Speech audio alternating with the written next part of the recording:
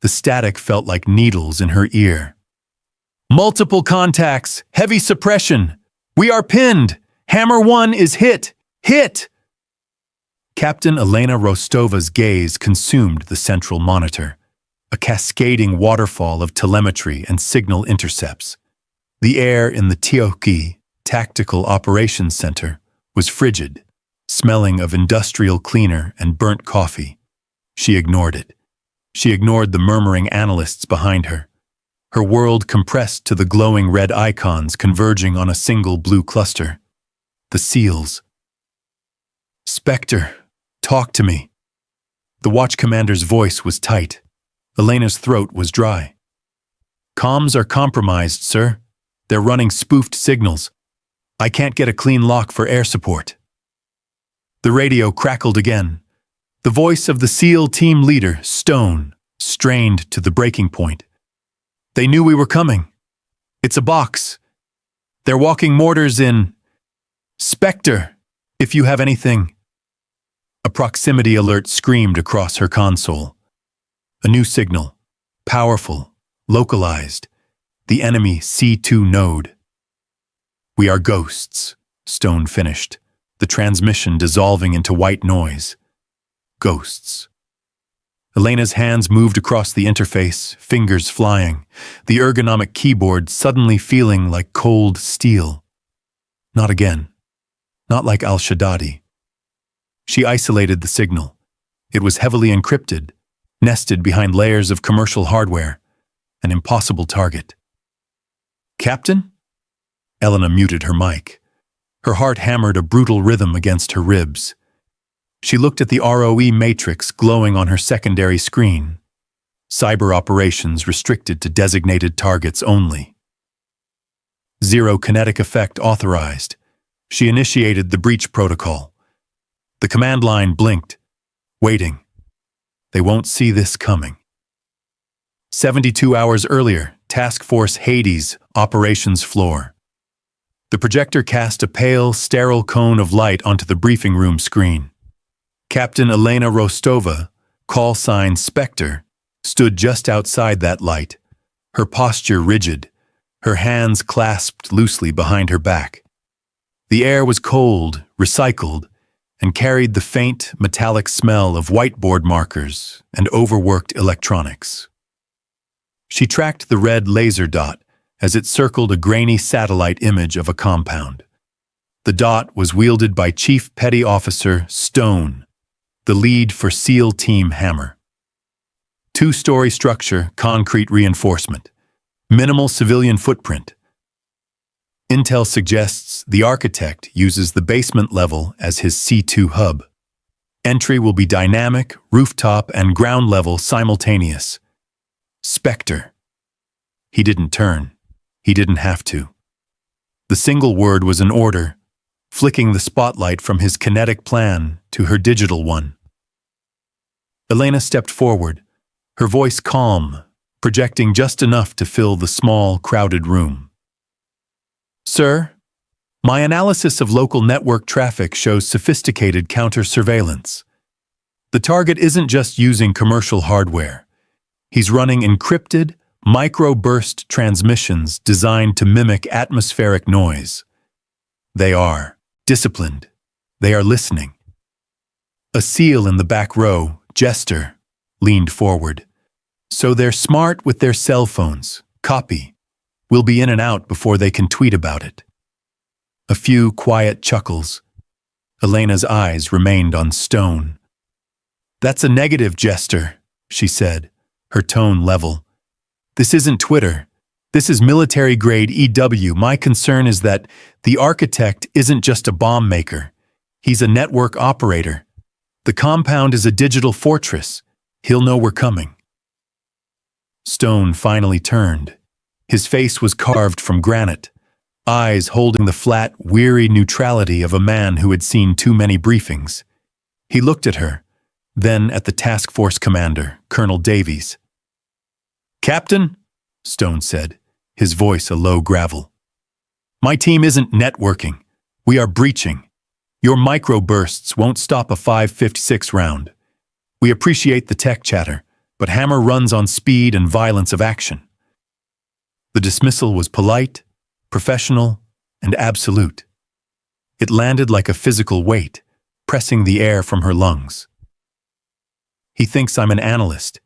He thinks I'm IT support. She saw the ghost of Al-Shaddadi in the corner of her mind. The two rangers lost because the signal she thought was noise was actually a trigger. She had waited then too, waited for certainty. It was a mistake she had sworn never to repeat. "Chief," she pressed, holding his gaze. "That tech chatter is the violence of action. He can use it to blind you. He can use it to jam your comms and your optics. If you go in dynamic, you'll be walking into a dark room full of hornets." Stone's knuckles whitened where he gripped the lectern. She saw it then. It wasn't arrogance. It was fear. Not fear of bullets, but fear of the intangible, of relying on something he couldn't hold, test, and clean. He was afraid of her world. "Your concern is noted, Captain," Colonel Davies interrupted, his voice cutting off the debate. He looked at the clock, then at Stone. "Assets are limited. The window is tight. We go kinetic. Speed and surprise, that is the order." Elena felt her shoulders tense, but she forced them to relax. Davies turned to her. "Spectre, you're on watch. Monitor the spectrum, keep the birds overhead, and let us know if you hear any loud noises. Clear?" "Yes, sir," she said. The words tasted like ash. The briefing dissolved. The SEALs filed out, a quiet fraternity of steel and nylon, their movements economical, their conversation already turned to weapons loads and breach points. Elena stood frozen for a moment, an island in the emptying room. She was relegated to a passive role. Her primary weapon, her ability to shape the battlefield before the first shot, had been locked in its holster by a man who still believed wars were only won with gunpowder. She returned to her console on the main operations floor, the cavernous, dark room known as the talk. She settled into her chair, the familiar ergonomic mesh a cold comfort. Her domain was 3 glowing monitors, a spectrum analyzer, and the silent, pulsing flow of data from half a continent. The mission was greenlit. They were walking in underprepared, and she, the one person who saw the digital tripwire, was ordered to just sit and watch. She opened her private diagnostic tool, the one not monitored by the command firewall. If she couldn't be their sword, she would be the sharpest shield they had. She began to hunt, sifting through the noise, searching for the signal she knew was waiting in the dark. The Tauka settled into its nocturnal rhythm. The only lights were the glow of 100 screens, reflecting in the polished floor and the tired eyes of the analysts. Elena wore her headset, one cup slightly off her ear, listening to the dual symphony of the operations floor and the mission feed. On her main screen, a satellite feed showed the blacked-out insertion helicopters, nightmares, coasting low over the barren, rocky terrain kilometers from the target. Green icons representing Hammer Team moved in perfect, disciplined synchronicity. The comms were clean, too clean. "Nightmare 1, Hammer is feet dry, moving to checkpoint Alpha," Stone's voice reported. Calm, flat, professional. "Spectre, copy," the flight lead replied. Elena's eyes scanned her spectrum analyzer. The waterfall display was a placid blue, no spikes, no unauthorized transmissions, just the faint, omnipresent background radiation of a sleeping city. It was the digital equivalent of a vacuum. She isolated the frequencies used by the local power grid, the cell towers, even the commercial broadcast stations. All normal, all quiet. Her stomach tightened. This was wrong. A high-value target like the architect, a man defined by his digital footprint, didn't just go silent. He listened. He practiced MCON, emission control. He was waiting. This exact silence had preceded the al-Shaddadi ambush. She remembered the feed, the two rangers moving into a courtyard, the spectrum analyzer quiet, until it wasn't. Until it exploded in a cacophony of encrypted signals as the IED was command detonated and the ambush opened up. She had missed the trigger signal, a millisecond blip she had dismissed as static. Don't be the nervous girl, be the officer. She forced her focus away from the past and onto the data. She expanded her search parameters, pulling in signals from a wider geographic area, hunting for the faintest echo. The HVAC system vibrated against the soles of her boots, a low, steady thrum that felt like a countdown timer. Hammer lead, this is Hammer 2. We are at Checkpoint Alpha, setting 360 security. Eyes on target compound, no movement. Copy 2, Spectre, you seeing any ghosts? Stone's voice, a dry rasp in her ear. Elena's hand froze over her mouse. A test. He was checking if she would cry wolf. Negative, Hammer lead. The spectrum is clean. No active emitters detected, she replied. Her voice was a perfect monotone, betraying nothing. She watched the green icons split. Hammer 1's element moving toward the rooftop access. Hammer 2's element preparing for the ground-level breach. They were 100 meters out. The silence on her screen felt like a physical weight pressing down on her. Where are you? She ran her custom-built diagnostic again. The ghost protocol, filtering out 99% of the background noise. She was looking for the needle in the haystack. The screen refreshed, a chaotic spray of digital static. She leaned in, her nose inches from the glass. There, it was almost invisible. A 0.2-second microburst, a single, impossibly fast frequency hop across 4 different bands, ending in a compressed data packet. It wasn't noise, it was a whisper. Her heart kicked once, hard, against her ribs. It was him. The architect. It was an automated heartbeat signal, a check-in from a remote node, confirming the network was still active. It was sophisticated, disciplined, and utterly invisible to standard surveillance. She had proof. Her fingers flew, cross-referencing the signal's origin. It wasn't coming from the target compound. It was coming from a civilian apartment block 3 clicks to the east. A C2 node? A relay? She looked at the main screen. Hammer was moving, stacking up against the compound walls. They were 30 seconds from breach. Her cursor hovered over the red warning macro on her console. If she hit it, she would be calling a potential abort, or at least a halt, based on a 0.2-second signal she couldn't yet classify. Stone would ignore her. Davies would demand proof she couldn't provide in time. She would be the analyst who panicked, the girl who cried wolf over a ghost signal. Her credibility, her entire career in this high-stakes environment, would evaporate. But if she stayed silent? The memory of al-Shaddadi rose up, choking her. The silence. The 2 dead rangers. If I wait, men die. The vibration of the floor felt faster. Her finger trembled, not with fear, but with indecision. The weight of the choice was crushing. All Hammer elements, stand by to breach. On my mark, Stone's voice said, laced with compressed energy. 3, 2. She didn't hit the macro. She logged the anomaly.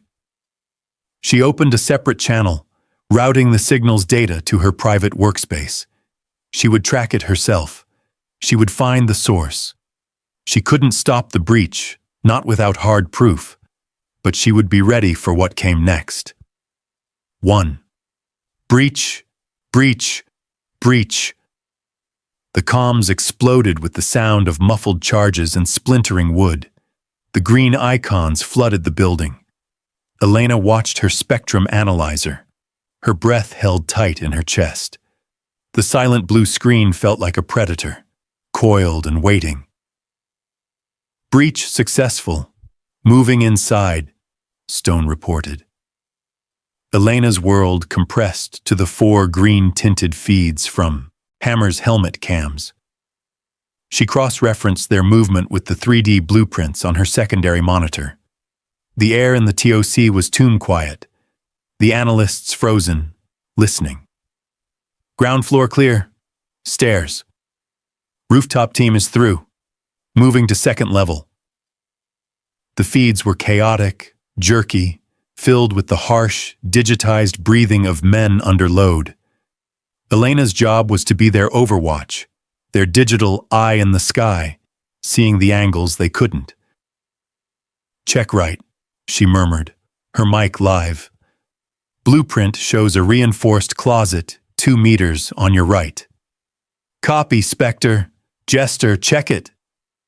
The camera feed from Hammer 2 swung, the muzzle of a rifle probing the darkness before a boot kicked the door open. A small, empty room. Clear.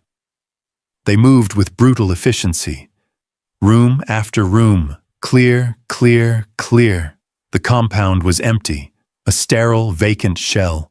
The dread that had been simmering in Elena's stomach began to crystallize, turning cold and sharp. This was too easy. The silence on her spectrum analyzer was no longer just suspicious. It was predatory. Main team, approaching target room, basement, Stone's voice. Stand by. The feed jittered as they descended the concrete steps. The air looked thicker on the NVGs, dust motes dancing in the infrared light. They stacked on the door.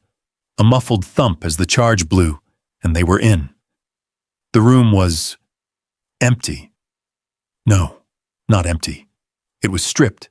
Server racks stood open, cables cut and dangling like entrails. A single laptop sat on a metal folding chair, its screen dark. No HVT, Stone's voice was dangerously low. Target is gone. This is a... He never finished the sentence. Elena's spectrum analyzer exploded.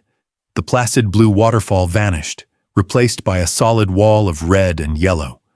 1,000 new signals screaming across every band, a deafening wave of encrypted high-volume traffic. Ambush! Ambush! We are compromised! Stone roared. Simultaneously, the 4 green-tinted helmet cams on her main screen flashed white, then went black. Snap hiss, snap hiss, snap hiss, snap hiss. 4 feeds, all dead. Hammer, talk to me! What's your status? The watch commander yelled from beside her. The comms dissolved into static, a howling digital wind. The building's internal power, the lights, the local network, all of it had been cut. It wasn't just jamming. It was a targeted cyber attack, a digital EMP. He'd blinded them. Spectre, get them back, Davies commanded. Elena's hands flew over the console, trying to force a connection, routing through different satellites, different frequencies. Nothing. The enemy architect owned the airwaves. He had been waiting, letting them walk into the box, and then he'd slammed the lid. A cold dread paralyzed her. It wasn't just a failure. It was a mirror. The empty room. The sudden, overwhelming signal spike. The dead comms. It happened again. The snap hiss of the dead feed was the only sound in her ears, louder than any explosion. The room felt airless. She had waited. She had seen the 0.2-second whisper, and she had waited, afraid of looking weak, afraid of being wrong. And now, 12 men were blind, surrounded, and cut off, all because the kinetic solution had walked right into the trap she had tried to warn them about. Get me comms, Rostova, now! Colonel Davies's voice was sharp, cutting through her paralysis. Elena's training took over. The cold dread receded, replaced by a focused, analytical rage. She bypassed the primary channels, forcing a data link through a high-altitude drone, fighting the enemy's wall of noise. The static resolved, not into voices, but into data. Biometrics. A new window populated on her screen. 12 green lines, erratic, spiking into the red. Heart rates. Adrenaline levels. They were alive. They were fighting. Then, a burst of garbled audio. "Pinned! Courtyard! Mortars!" It was stone. They were outside the building, trapped in the open. The architect hadn't just jammed them. He had flushed them into a pre-sighted kill zone. "Sir, I have a partial signal," Elena said, her voice clipped. "Hammer is in the courtyard, taking mortar fire. I'm locked out of their helmet cams, but biometrics are active. They are heavily engaged." "Get me close air support," Davies snapped, grabbing the red phone to the Air Operations Center. "I want eyes on that compound." Elena was already typing.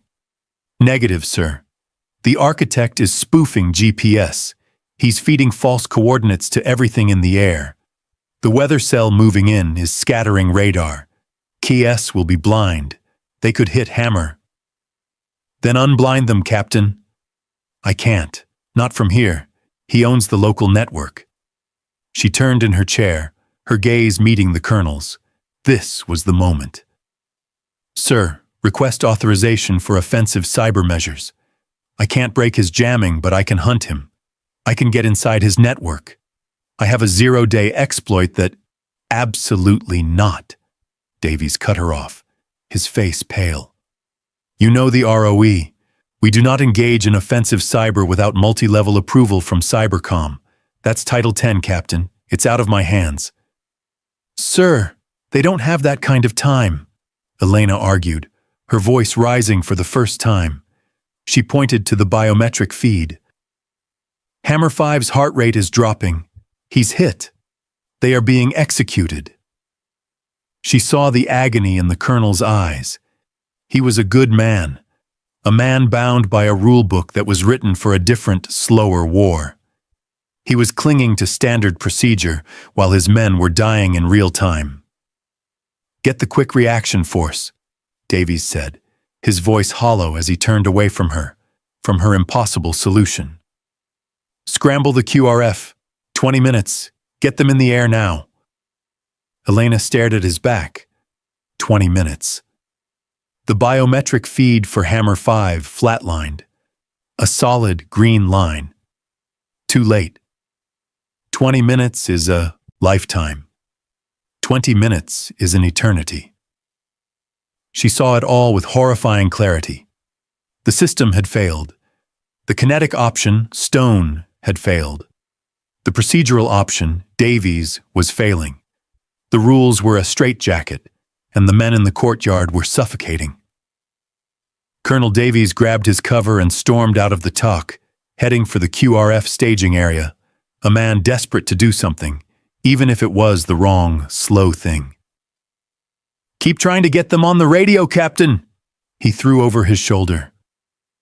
The heavy door thumped shut, leaving Elena in the sudden, echoing silence of the command console. She was alone, in charge of the non-kinetic sphere, but without a shred of authority. Her eyes went from the dead green line of Hammer 5 to the frantic, spiking lines of the other 11. She looked at the ROE matrix glowing on her secondary screen. Authorization for offensive cyber operations restricted. She saw the rulebook, and she saw the dying men. The two were incompatible. A cold, quiet resolve settled over her. It was the calm of a sniper settling their breathing before the shot. The formal channels had failed. The hierarchy had failed. She opened a locked directory deep in her personal drive, hidden behind 3 layers of false encryption. The directory was named Ghost. They won't see this coming. She loaded the protocol. The Ghost protocol was her life's work. A 0-day exploit she had discovered in a widely used commercial routing system, a flaw so deep it was almost architectural. It was a skeleton key, and using it on a foreign network without presidential authorization was a felony. It was an act of war. It was a court-martial, plain and simple. Her career, her commission, her freedom, all forfeit. She looked at the 11 spiking lines on her biometric feed. Not again. Not like al-Shaddadi. Her hands moved with a cold, detached precision. The doubt was gone, burned away by the flat green line of Hammer 5. This was the nexus. The al-Shaddadi failure had been passive, a sin of omission. This would be active, a sin of commission. She typed in the final authorization code, a 64-character string she had long since memorized. Her terminal flashed, bypassing the task force firewall, shunting her connection through 3 anonymous proxy servers in different hemispheres before routing back to the target's geographic location. She was effectively invisible, a digital phantom. The standard JSOC interface dissolved, replaced by her own custom-built command line. Black screen, green text. She was in. The quiet whir of her console's fans spun up. The only sound in the dark Tosi. The analysts behind her were busy, frantic, trying to route comms for the QRF, trying to get anything from Hammer. No one was watching her screen. No one would ever know. This was her weapon. This was her rifle. This was her fight. She felt a strange, cold clarity. The crippling weight of support and analyst fell away. She was no longer just the ghost in the machine, the passive observer. She was the hand on the trigger. She began to hunt. The architect had built a formidable fortress. His network was layered, redundant, and filled with digital tripwires. But the ghost protocol wasn't a sledgehammer. It was a scalpel. It didn't break down doors. It mimicked the system's own heartbeat signals, convincing the network she was a legitimate, high-priority process. She moved through the layers, invisible, silent. She saw the data feeds the architect was monitoring, the city's power grid, the local cell network, and, most critically, a mesh network of low-tech, hardwired cameras and audio sensors in the target area. He wasn't just jamming Hammer. He was watching them, listening to their panicked shouts, using the data to coordinate the mortar fire. Another garbled burst of audio from Stone. "Can't move. They're walking them in. Jester is hit. Jester!"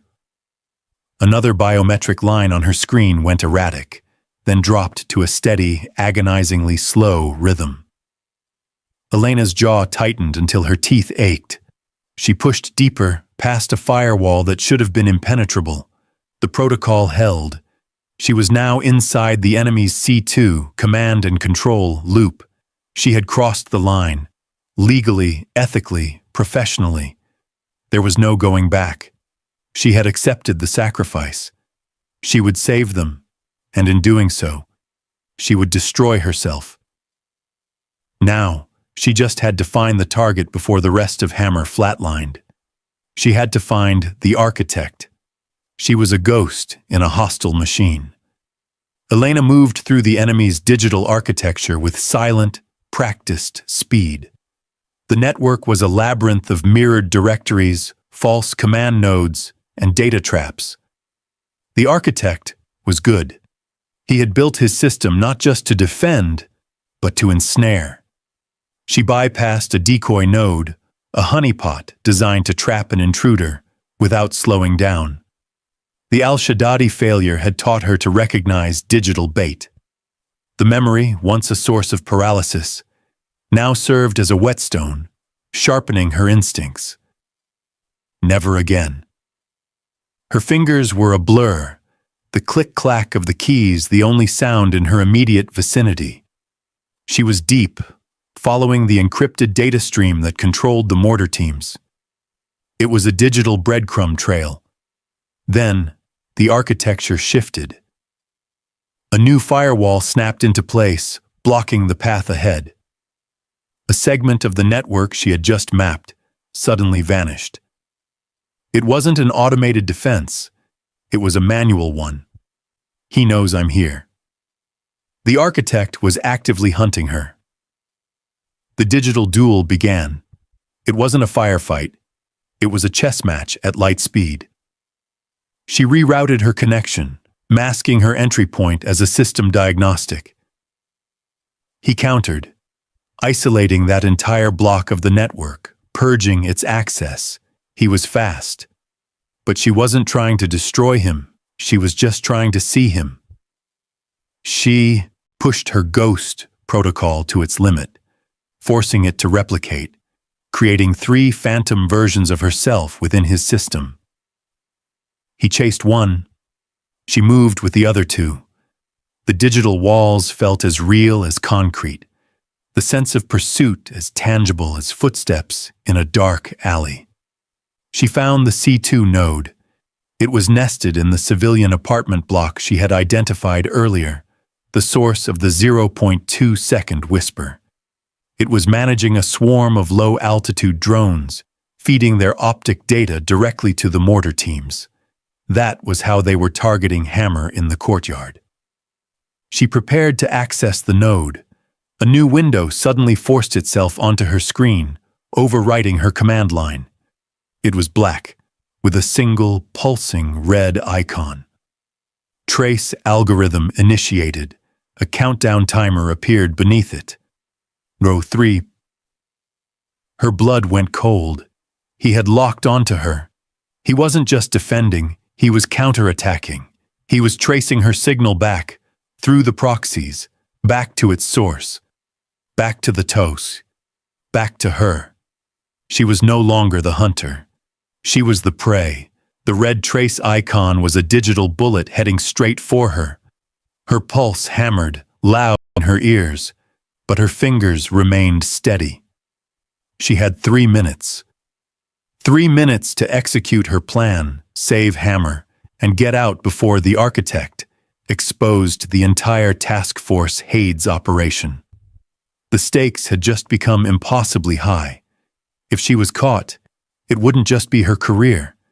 It would be an international incident. She ignored the clock. Her focus narrowed to the C2 node, the drones, the mortars, the 11 dying men. Elena began her extraction, collapsing her digital footprint, purging her proxies, wiping her path. She was almost clear. Kshatro 31-5, a new warning flashed. Counter-intrusion detected. The architect wasn't fooled.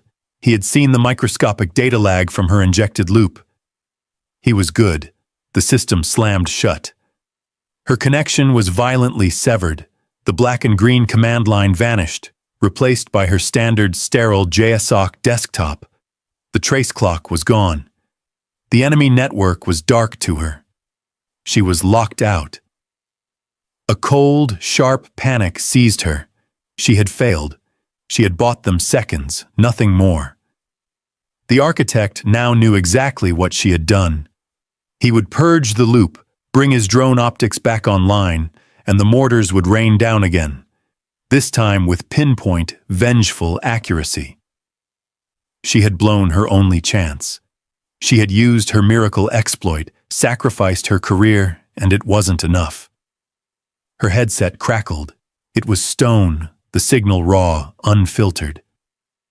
The mortars, they stopped. We're moving, cover us or we're dead, Spectre, cover us! He thought she had done it. He thought she was still in control. But she was blind, locked out, useless. The team was moving, breaking cover, running from the fountain toward the compound's outer wall, all based on a false hope she had given them. In seconds, the architect would have his eyes back, and Hammer would be caught in the open. This was worse than Al-Shaddadi. This wasn't a failure to act. It was a failure to win. Her eyes darted across her console. The C2 node was gone. The cyber attack was a bust. But the Ghost protocol had a secondary function, one she had designed as a last-ditch emergency measure. It wasn't surgical. It wasn't elegant. It was a bludgeon. It wasn't a cyber attack, Title 50. It was an electronic warfare attack, Title 10. It was a gray area, a different kind of crime, but one that might be deniable. It was a massive, concentrated, localized radio frequency, RF pulse, tuned to the specific frequency of cheap, commercial-grade imaging sensors. It wouldn't harm the SEALs' hardened military spec gear. But the enemy's unshielded digital optics, their rifle scopes, their drone cameras, it would fry them instantly. It was a shot, a literal, unseen blast of energy. It would also be detected. The pulse was so powerful, so loud on the electromagnetic spectrum, that every friendly and enemy sensor in the region would see it. It was a flare in the dark, pointing directly back to this base, to this console. She had a choice: let Hammer die, or expose her entire operation. "They're on the wall!" an analyst behind her yelled. "Mortars! I'm seeing new launch signatures!" No targets, no bullets, just the signal, just the ghosts. Elena's hand was rock steady. She isolated the target compound's coordinates. She bypassed the final safety interlocks. She diverted power from 3 separate comms arrays, focusing it all into a single directional beam. Her finger hovered over the Enter key. She pressed it. The lights in the talk flickered. A heavy, static thump vibrated through her headset, a sound so low it was felt more than heard. The smell of ozone, hot and sharp, flooded her nostrils from the server rack behind her. The pulse was away. She stared at her screens, the biometric feeds, the blank spectrum analyzer. She had no idea if it had worked. There was no way to know. She was blind, waiting for the echo of her own shot. The silence that followed the pulse was absolute. It was heavier and more terrifying than the jamming. The TOC, which had been frantic, was now utterly still, every analyst frozen, staring at their screens. The digital waterfall on Elena's spectrum analyzer, which had flared bright white for a single blinding second, was now dark. Not clean. Dark. The energy surge had temporarily overwhelmed her own sensors. She was deaf, dumb, and blind. The biometric feeds were the only thing left. 11 green lines, still spiking, still frantic. They were alive. But the comms. A burst of chaotic shouting erupted in her headset. Not one voice, but 6, all yelling over each other. "My nods are, can't see, hit. Suppressing fire. Where? Where?" Elena's heart stopped. Did I fry their gear? Did she, in her final desperate act, blind her own team? The thought was a physical blow, sucking the air from her lungs. She had just handed the architect a victory, sacrificing 11 men and her entire career for nothing. The crushing, suffocating weight of total failure settled on her. She felt hollow, her vision narrowing to the 11 erratic lines, waiting for them to go flat. The shouting on the comms was pure panic. "My optics are down! No, mine are fine! What are you? The enemy! They're not firing! They're shooting wild! They're blind!" A new voice, sharp, clear, and laced with cold authority, cut through the chaos like a diamond blade through glass. It was stone. "All Hammer elements, check optics, sound off. Hammer 2, up, good picture. Hammer 3, up. Hammer 4, good. Sir, they're blind. Enemy optics are down. They're firing into the walls." Elena choked back a gasp, her knuckles white on the edge of her console. It worked. It worked. The SEAL's hardened gear, built to withstand electromagnetic interference, was untouched. But the enemy's cheap, commercial-grade rifle scopes, Their drone cameras, their night vision, all fried. She had plunged them into darkness. Relief hit her so hard, it was nauseating. Her vision blurred, and she realized she hadn't been breathing. She forced a long, shuddering breath into her lungs. The room swam back into focus. "All hammer elements, this is lead." Stone's voice was no longer desperate. It was the roar of a predator that had just been handed the advantage.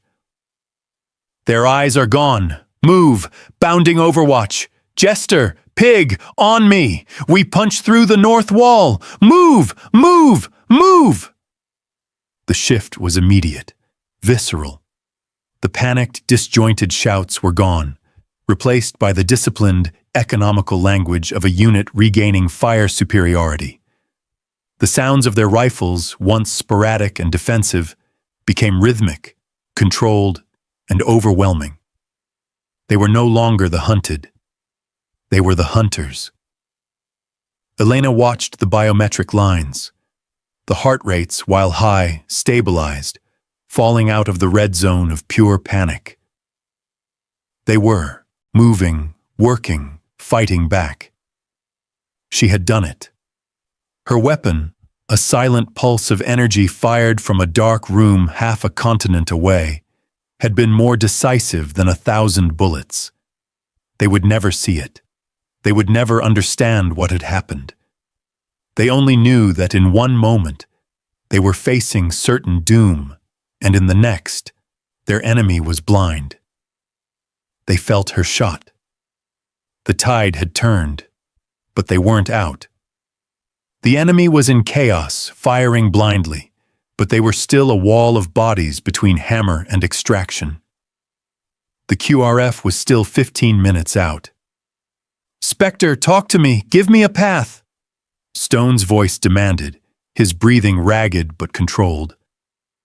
The firefight had become a moving, chaotic brawl. Elena's mind raced. Her sensors were back online, but the ghost protocol was gone, burned. The RF pulse had been a one-shot weapon. She was no longer an invisible predator. She was just an analyst again, working with the standard sluggish tools of the task force. The exhaustion from the adrenaline crash left her hands feeling heavy, her thoughts thick. "Copy, Hammer. QRF helicopters, call sign rescue, are 5 mics out. Moving to pre-planned extraction, LZ Ghost.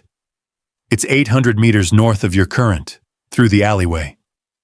We see the alley. Moving. Elena watched the biometric icons move in a tight, disciplined cluster. They were taking fire, but it was sporadic, unaimed. They were ghosts to the blinded enemy. They were winning. Then a new alert flashed on her primary threat display. A high-volume data link originating from outside the city. The architect. He was back. He had abandoned his fried local network and activated a backup C2 node via a satellite uplink. He had lost his eyes, but he wasn't finished. "Spectre, what is that?" The watch commander's voice, tense. Elena analyzed the signal. It wasn't surveillance. It was an activation command. "Sir, he's launching a drone swarm, not surveillance. Kinetic, suicide drones. They're heading for... Oh God, they're heading for LZ Ghost." She calculated the intercept. The drones were small, fast, and packed with explosives. They were faster than the QRF. They would arrive at the LZ at the exact same time as Hammer. "Rescue 1, this is Spectre. Abort. Abort extraction at LZ Ghost. It's a trap," she yelled into the mic. "Negative, Spectre." The pilot's voice came back, strained. "We are heavy. We can't loiter. We land, or we RTB. Your call." "Hammer," Elena said, her throat dry. "The LZ is compromised. Drones incoming. You have to..." The heavy door to the TOC slammed open, cutting her off. Colonel Davies stood there, his face pale, his uniform rumpled from the sprint back from the QRF pad. He took in the room with one sweeping glance. The frantic analysts, the red alerts flashing on the main screen, and Elena, her face illuminated by her console. His eyes fixed on her screen. He didn't look at the map. He looked at the window she had failed to close in her haste. The black and green command line of her ghost protocol, now frozen and dead. He saw the illegal trace logs. He saw the record of the RF pulse. He saw the Title 10 and Title 50 violations laid bare. His gaze lifted, moving from the screen to her face. This was it. The court-martial. The end of her career. He knew. The silence in the talk stretched for an agonizing second. Elena held his gaze, her expression unreadable, her posture rigid. She offered no excuse. She waited for the axe to fall.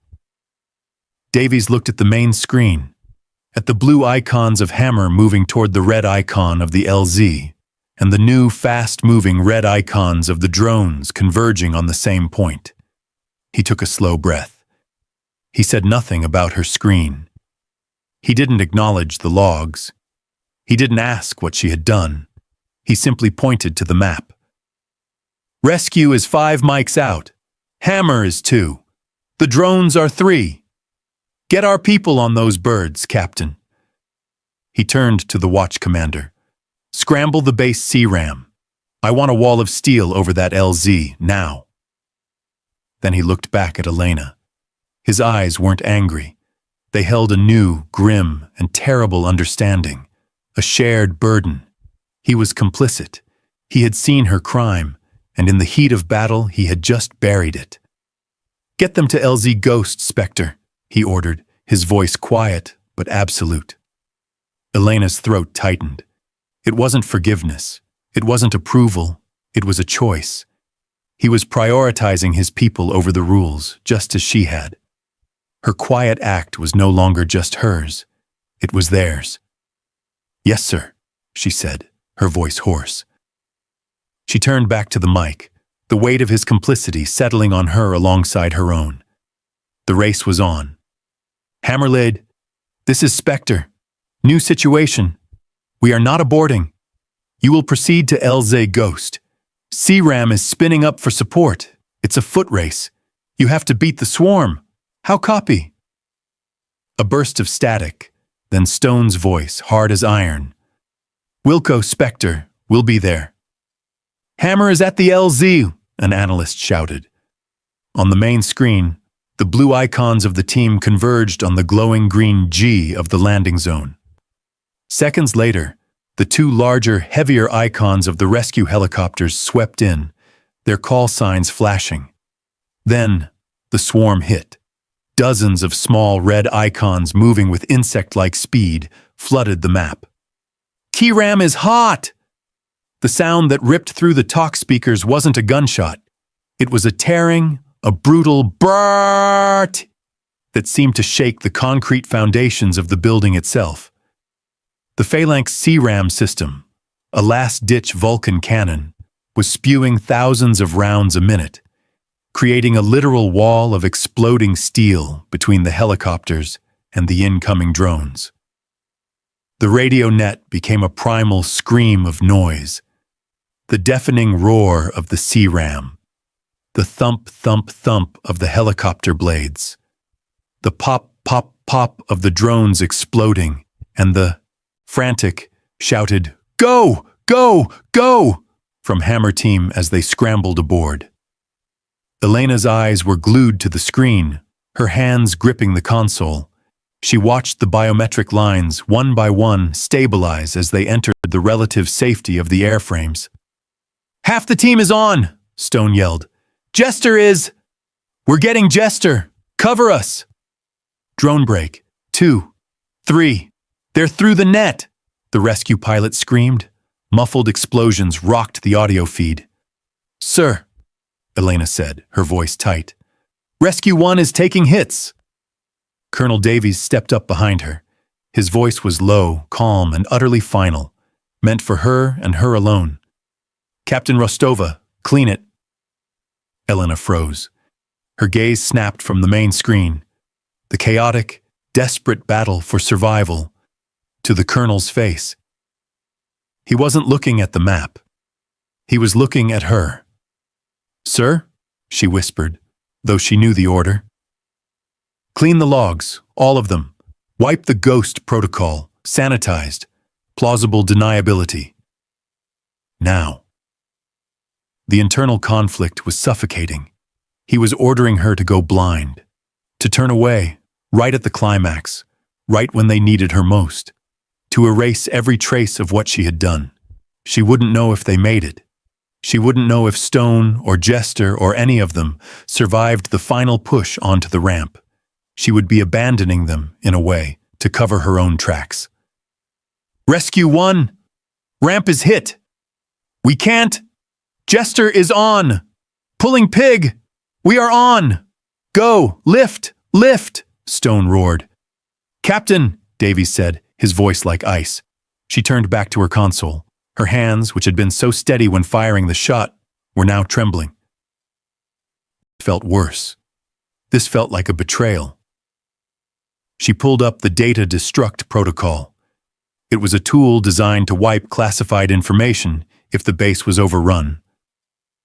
She retasked it, aiming it at her own local drive, at the system's temporary logs, at the very existence of Ghost. A warning prompt appeared. "Are you sure this action is permanent and unrecoverable?" She looked at the main screen one last time. The 2 green helicopter icons were lifting, flashing red with damage warnings. The drone swarm was collapsing on their position. It was a cloud of angry red hornets. She hit enter. The protocol initiated. She had to enter a final 12-character passcode. Her fingers fumbled the first attempt. She took a breath, the smell of ozone and burnt coffee thick in her throat. She typed it again. Deletion in progress. Her custom interface, the black and green command line that had been her weapon, was the first to go. It dissolved, replaced by her standard issue blue desktop. Then the logs, the record of her unauthorized intrusion, the trace data, the firing solution for the RF pulse.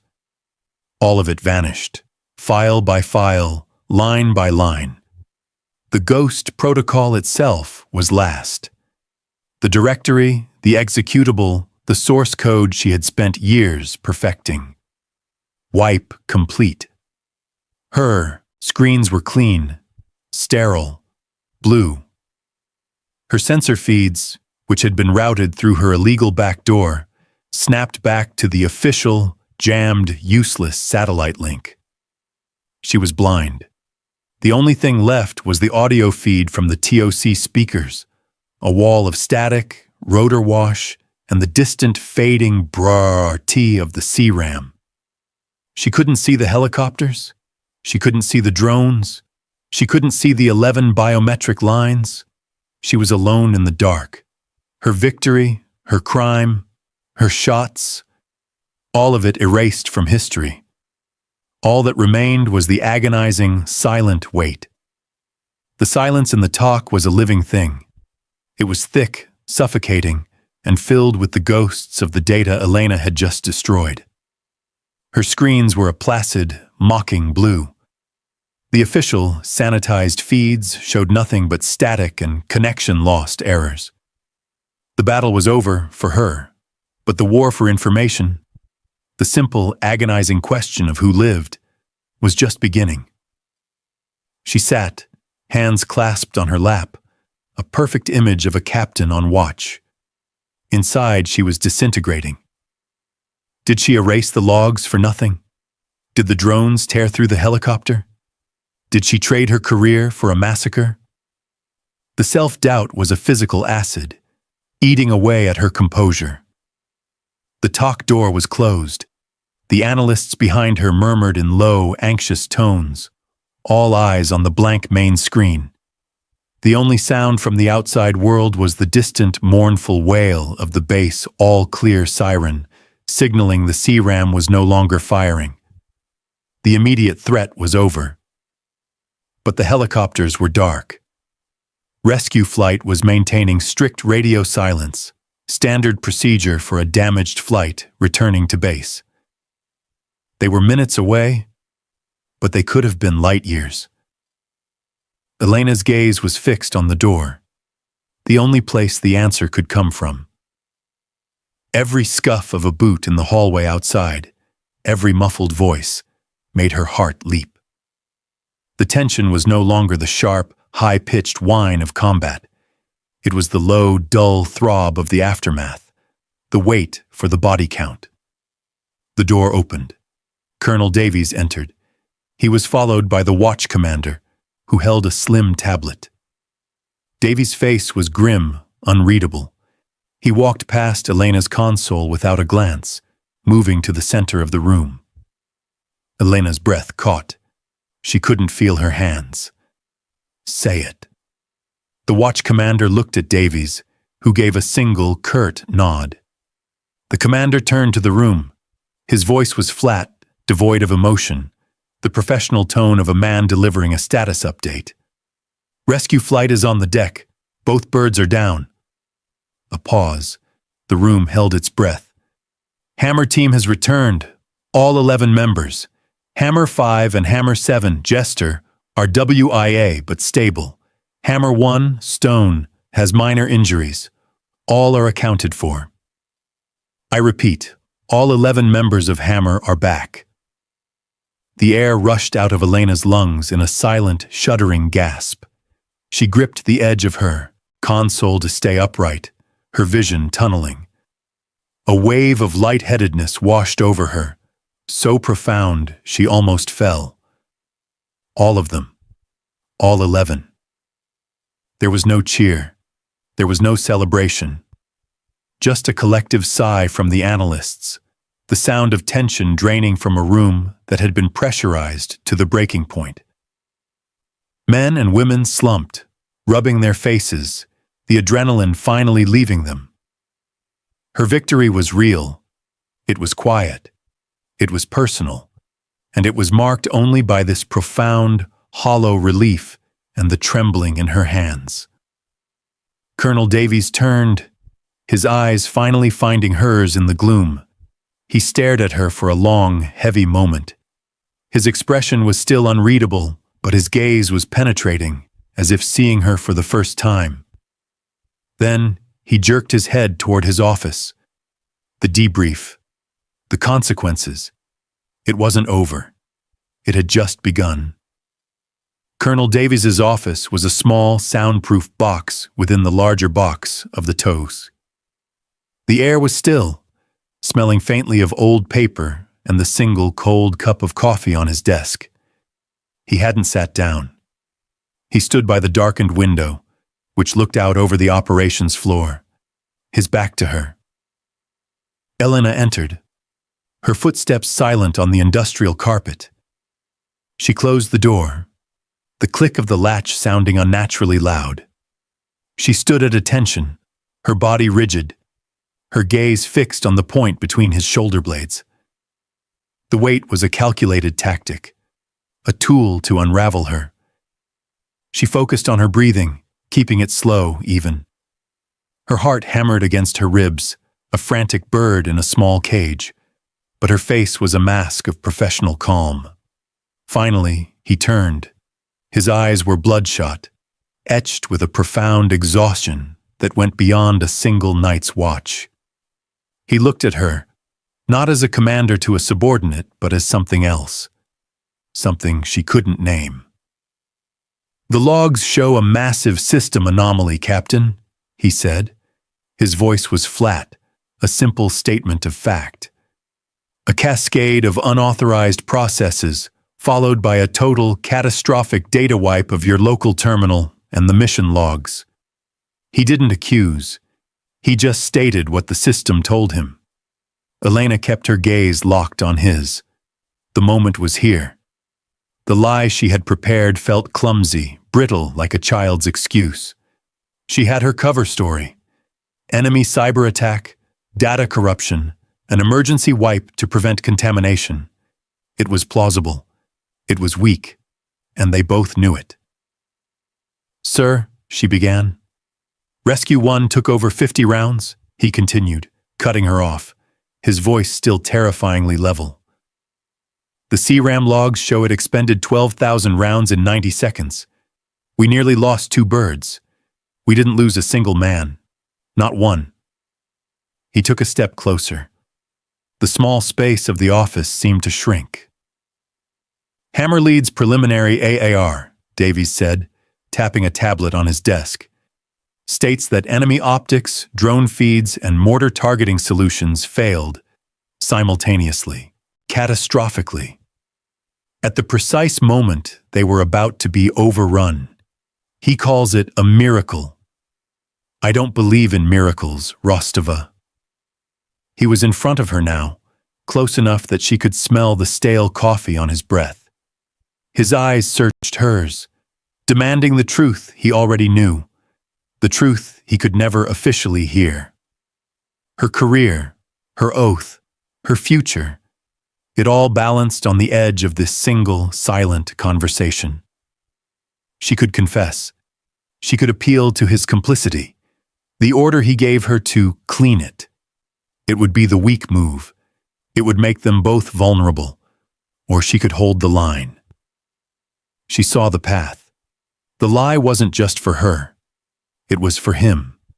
It was the armor he needed, the plausible deniability that protected the entire task force. She would carry the burden alone. Elena met his gaze, unflinching. The fear, the doubt, the adrenaline. She walled it all off, locking it behind the same cold, quiet resolve she'd felt before firing the pulse. The system was compromised by enemy action, sir, she said. Her voice was steady, clear, and perfectly devoid of emotion. The architect initiated a counter-intrusion. I detected multiple breaches. I couldn't contain it. To prevent him from gaining access to the wider task force network, I initiated emergency data destruct protocols as per SOP 311. It was a controlled burn. I saved the network at the cost of the local logs. She lied, cleanly, professionally, and completely. She was not just a soldier. She was a ghost, covering her own tracks, burying her own victory so that the command could survive. Davies stared at her. The silence stretched, a taut wire vibrating with unspoken truths. She saw a flicker in his eyes. Not anger, not disbelief. It was something akin to respect. He had needed her to be a weapon, and then he had needed her to be a fortress. She had been both. He held her gaze for 1 second more, a silent acknowledgement of the lie, of the shared, toxic secret. He nodded slowly, once. Understood, Captain, he said. The formality was back, a wall snapping into place between them. Don't let it happen again. Sir, she replied. You're dismissed. She executed a perfect facing movement, her boots clicking on the floor. She opened the door and stepped back out onto the operations floor, the hum of the servers washing over her. She was safe. Her career was intact. The lie had held, and she had never felt so completely and utterly alone. The talk was slowly repopulating. The night shift was handing over to the day shift, the murmur of fresh voices replacing the exhausted whispers of the analysts who had shared the night with her. Elena remained at her console, running mundane diagnostics, her screens a picture of perfect, boring normalcy. The blue light felt cold on her skin. She was an automaton, her body present, her mind hovering in the hollow space left by the adrenaline and the lie. She had done it. She had saved them. She had survived the debrief. She had protected her colonel. She had won. It felt exactly like failure. A new smell cut through the talk's sterile air. Burnt coffee, bacon, and the metallic tang of steamed table eggs. The canteen, adjacent to the ops floor, was opening for the post-mission influx. The main doors to the operations floor slid open, and they entered. Hammer Team.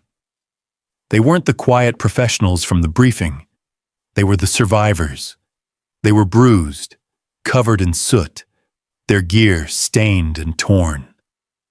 Jester, Hammer 7, was being supported by two others, his leg heavily wrapped, his face pale but grinning. Hammer 5 was on a gurney, awake, giving a weak thumbs up as medics wheeled him toward the aid station. The rest of them, 8 men, walked with the slow, heavy-footed gait of profound exhaustion. They were loud, not with celebration, but with the manic, high-strung energy of survival.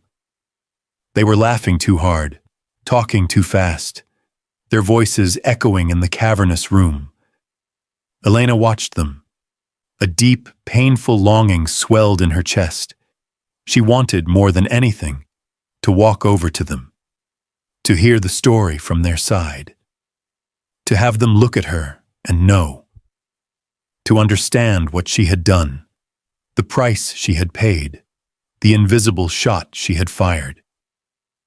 She wanted them to see her, not the tech chatter captain, not the support officer, but the one who had reached into their kill zone from a dark room and pulled them out.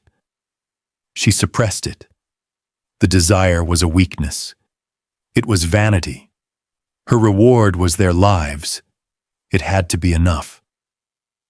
She turned back to her screen, focusing on a meaningless line of code. They moved past her console, a wave of noise, sweat, and the smell of gunpowder and antiseptic.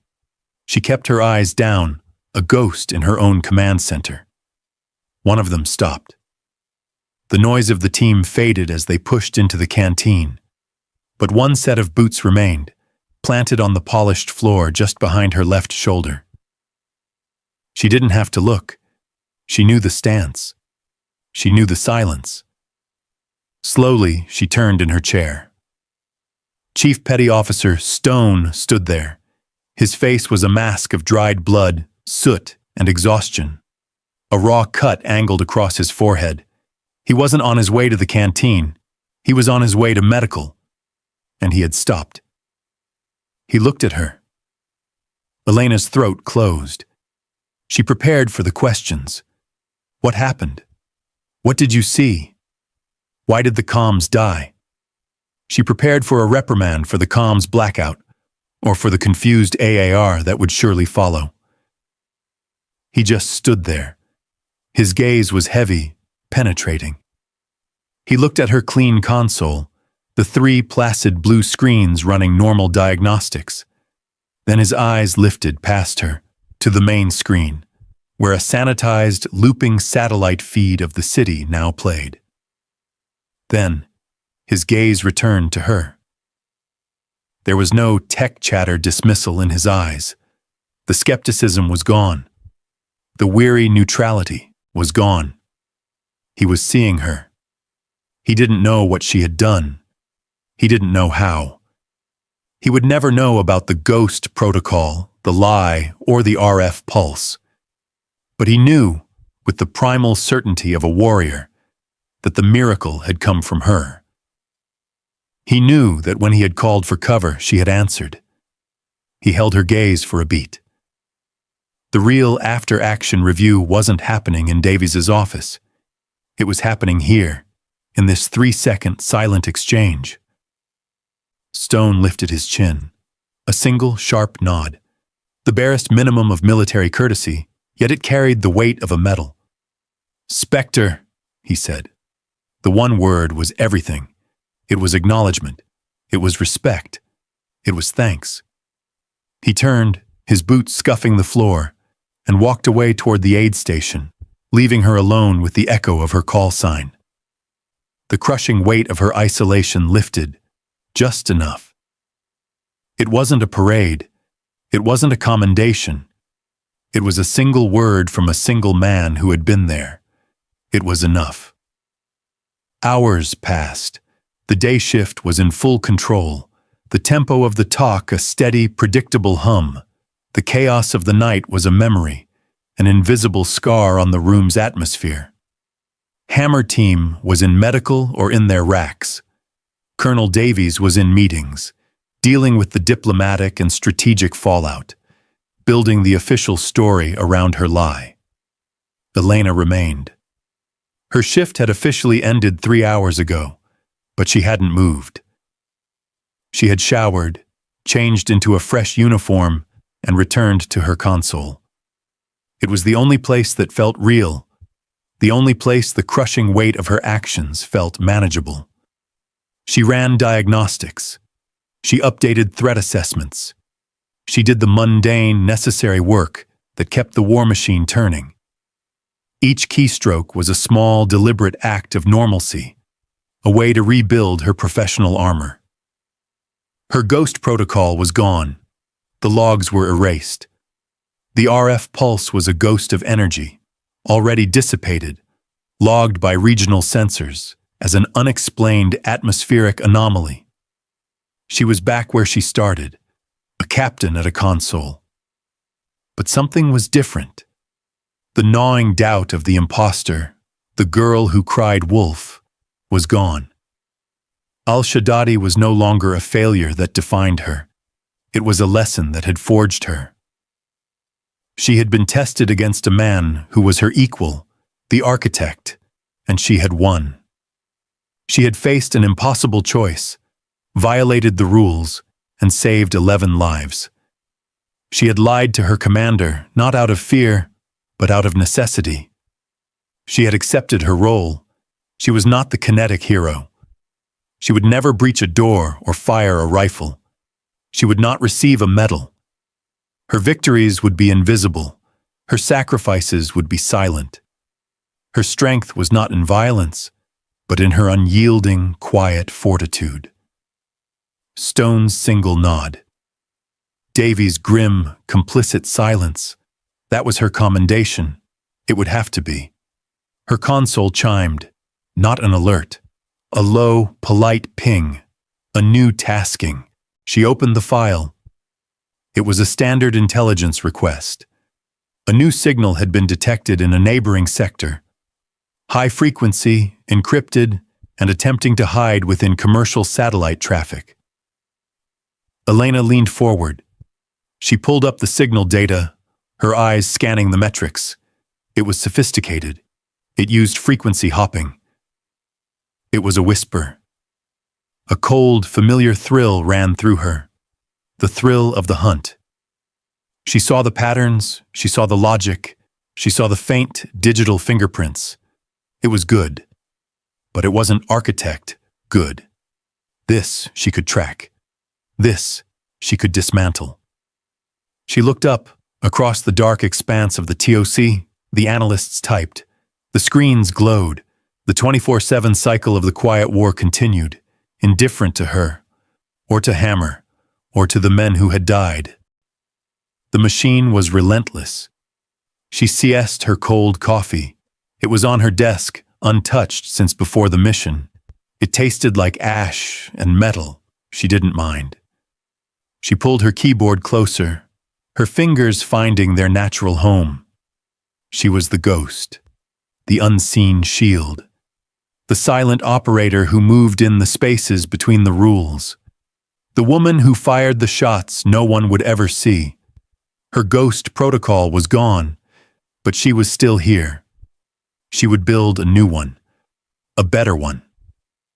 The light from her screens cast a blue-white glow on her face, but her eyes, focused, clear, and utterly resolved, were lost in the shadow. She began to type. The watch continued. She was Spectre. 6 months later, the air in the task force Hades multi-purpose room was stale, thick with the smell of cheap coffee and dutiful applause. Captain Elena Rostova stood in the back row, her arms crossed, her presence invisible against the rear bulkhead.